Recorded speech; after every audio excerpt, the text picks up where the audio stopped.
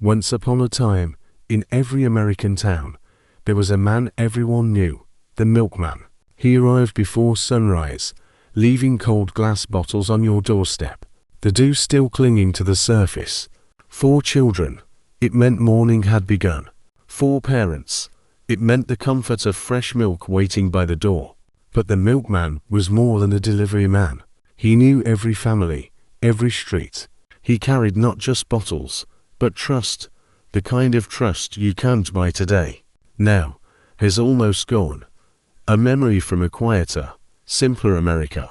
Yet his story still matters. Because the milkman reminds us of something we've lost, a time when mornings began with a smile. And community meant everything. This is the story of the milkman, and the world that once waited for him. Close your eyes for a moment and remember. Do you hear it? That soft clink of glass bottles on the porch, before the sun was even up. Maybe you remember running to the door in your pajamas, the bottles chilled, droplets forming on the glass, while your mother was already pouring thick cream into her coffee. Or maybe you were the child who carried the milk inside, and the chocolate bottle was your reward for being the first one awake. There was someone who made all of that possible. In rain, in heat, in bitter cold, he was always there.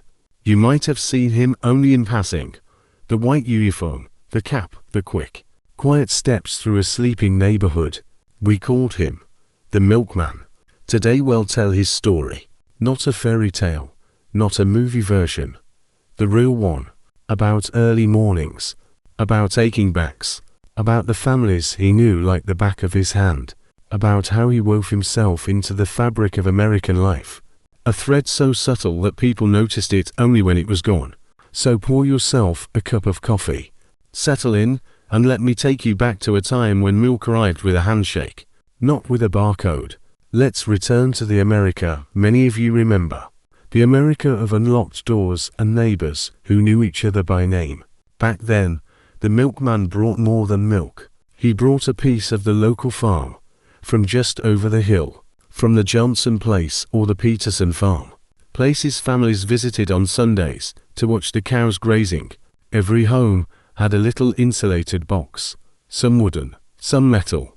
In the evening, you'd put your empty bottles inside and leave a note. Nothing complicated. 2 quarts tomorrow, please, or add cream. We're expecting company. And like clockwork, before sunrise, there would be fresh milk in heavy glass bottles, with that thick yellowish layer of cream on top. You had to shake it, remember? Kids today don't even know what a joy that was. But it wasn't just about convenience. It was about the person. Your milkman knew things. He knew the Hendersons had a new baby. Suddenly twice as much milk was being used. He could tell Mrs. Cooper's arthritis had flared up.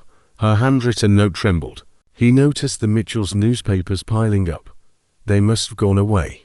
And he could tell a neighbor to keep an eye on the house. He was part of the community, not like the mailman.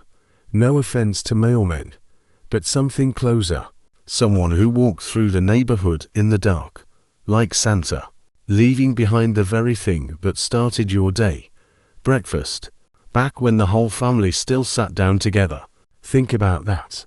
4 decades, the milkman helped start your day the right way. Those were good times. Simple times. But nothing about this job was simple for the man in the white uniform.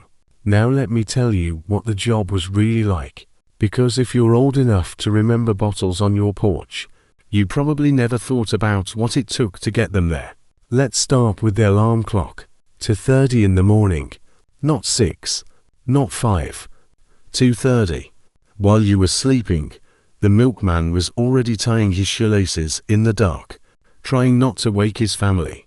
He grabbed a thermos of yesterday's coffee and stepped out into a world that was still asleep. By 3 o'clock he was at the dairy, loading his truck. And this was nothing like loading a cart at the supermarket.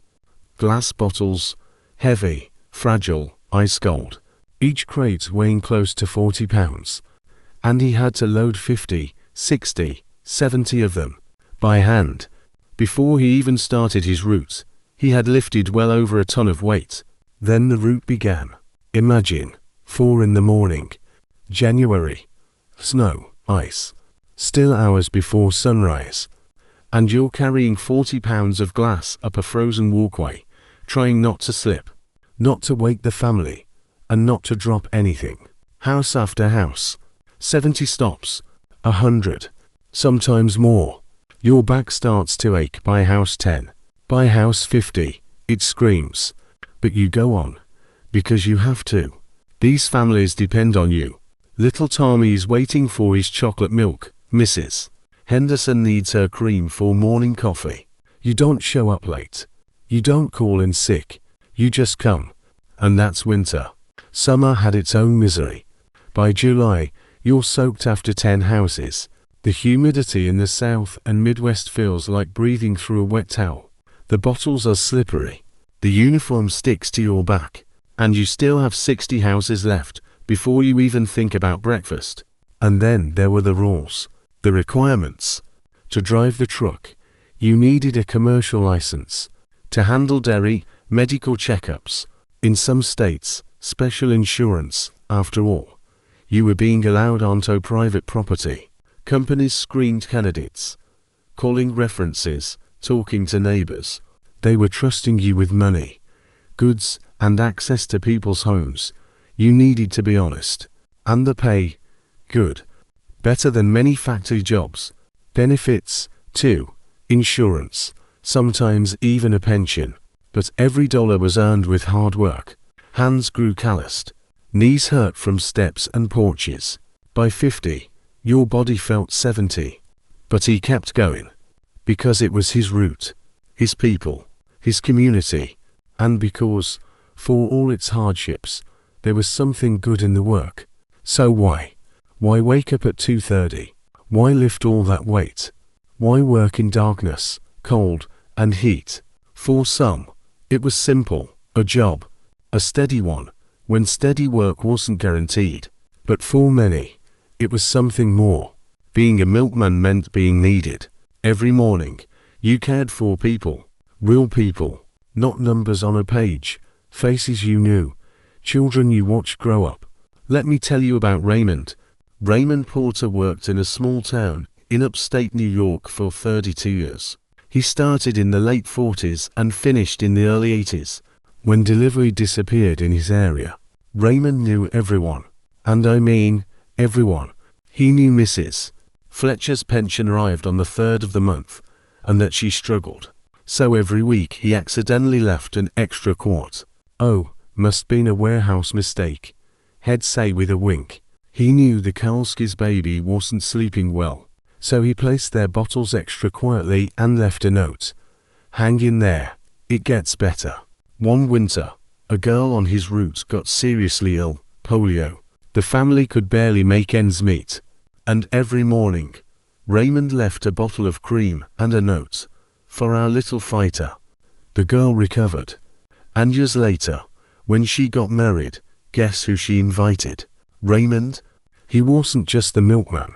He was family. Thank you for watching.